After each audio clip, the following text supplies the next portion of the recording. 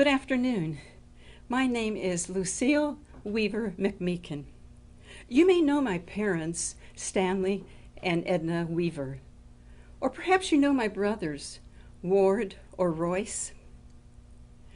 We grew up on the farm, and while my friends in Pierceton were doing the Charleston, I was mowing the lawn and feeding the cattle, tending to other chores around the farm. But my favorite activity when I was a child was dressing up. I was considered a very good student, and after graduation, my father used his connections to help me find a job at the Soil and Water Conservation Office in Warsaw.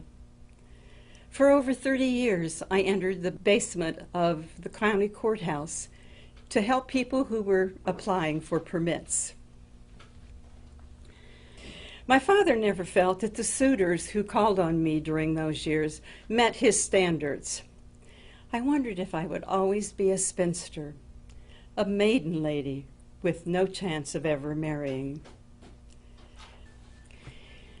I was in my mid-50s when my mother became very ill and required my care day and night. After she passed away, I cared for my father for the next 17 years. I stayed on the farm after Father passed away and became very good friends with my neighbors, Lon and Beth Prater. I so enjoyed watching their beautiful horses frolic and play in the fields.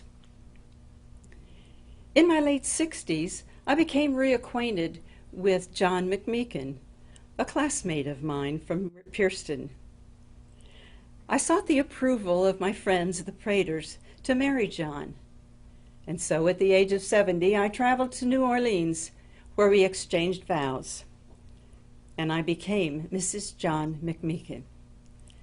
We honeymooned on a cruise ship and spent time in the Caribbean.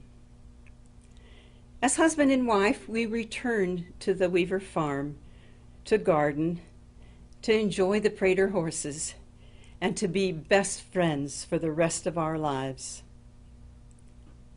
Cancer took John in 2007, and now I have been diagnosed with that same dreaded disease. The dreaded cancer that took John's life was diagnosed in Lucile, and it was a short 3 months until cancer claimed another victim. Lucile made the community the heirs of her work and savings. The Friends of the North Webster Library will use her generous gift to further their missions of providing for the library and its patrons. Her gift will serve so many. Thank you, Lucile Weaver McMeekin.